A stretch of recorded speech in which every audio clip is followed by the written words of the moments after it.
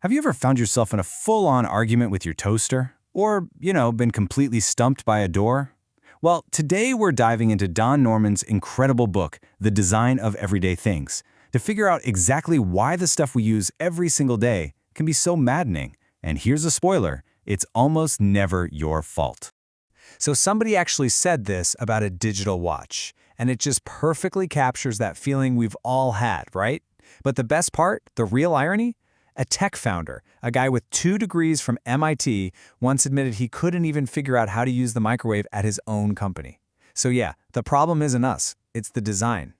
All right, so first up, let's talk about what the book calls the tyranny of things. It's that feeling of being constantly outsmarted by an object that's supposed to be simple. Come on, we've all been there. You go to push a door that you're clearly supposed to pull, or you pull and it doesn't budge. This is so incredibly common that these kinds of design fails are actually called Norman doors. It's like the most basic, fundamental example of a design that just doesn't tell you what it wants you to do. And a simple little design flaw like that can get out of hand fast. Norman tells this story about a friend of his who gets trapped in a post office between 2 sets of glass doors. So he walks through the first set just fine, but the second set won't move. He turns around to go back, and now the first set is locked too. And what starts as just a little confusion turns into actual, real panic. It's a wild example of how bad design can create serious anxiety. And the scale of this whole problem, it's kind of nuts. Researchers figured that we interact with something like 20,000 different things in our daily lives. Every single one of them needs us to learn how it works. I mean, that's a huge amount of mental energy we're spending just trying to use stuff. Okay, so this brings us to what might be the single most important idea in the whole book. When you can't figure something out, the problem is almost always with the design. It is not with you. Our first instinct is to blame people. After the 3 Mile Island nuclear disaster, the official report blamed human error. But when you look closer, the control panel was a total nightmare. Warning lights were misleading, gauges were impossible to read. The people working there were basically set up to fail. So what we call human error is so often actually design error. And Norman actually gives this specific frustration a name. He calls it the gulf of evaluation. You know that feeling? It's that gap between when you do something and when you know if it actually worked. You press a button and you just wait. Did it turn on? Is it working? That little moment of uncertainty, that's the gulf.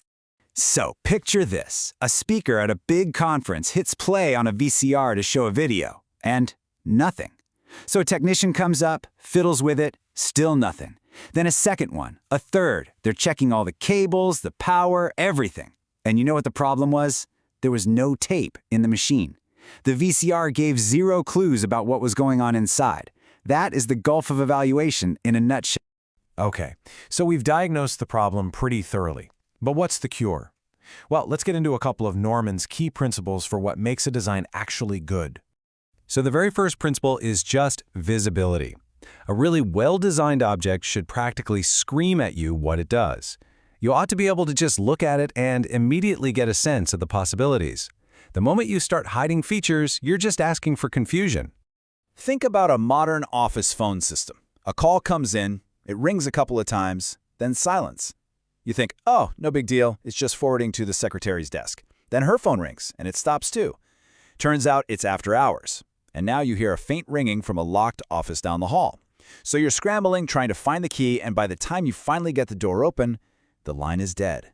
It's this hilarious but also deeply frustrating chase caused by an invisible feature, automatic call forwarding. The system gives you absolutely no clue what it's doing. All right, next up is a really clever idea. Constraints. Good design doesn't just show you the right way to do things. It actively stops you from doing the wrong thing. It basically limits your choices to only the correct ones. So let's compare 2 things. On one hand, you've got this old slide projector with a single button. A short press moves the slide forward, a long press moves it backward. Somebody accidentally holds it down too long and boom, the whole tray reverses and spills slides all over the floor. Now compare that to the classic 3.5-inch floppy disk, remember those? It was asymmetrical, it had a little cutout corner, you could try to stick it in 8 different ways, but only one would actually fit. The physical shape, the constraints, made it impossible to mess up. Let's actually take that idea of constraints just one step further. How can we use design to prevent mistakes before they even happen, especially when the consequences are serious? This is a really powerful tool called a forcing function. It's basically a design trick that makes it impossible to move to the next step until you've done the current one correctly. Think of it as the ultimate form of error proofing. So here's a perfect real-world example. On this old Nissan van, the gas cap is right in the path of the sliding passenger door. Just imagine you're filling up the tank, and someone on the inside decides to slide that door open. That is a recipe for disaster. And here is the absolutely brilliant fix: a forcing function. To get the gas cap off, you have to slide this little metal bar over first, and that bar physically blocks the sliding door from opening. And you can't close the little fuel door until you slide the bar back out of the way. The design literally forces you to do things in the only safe order. You can't get it wrong. It's genius. But there's a catch. Forcing functions have to be designed really well. Back in the 70s, some cars had a system where the engine wouldn't start unless the seatbelt was buckled. Sounds safe, right?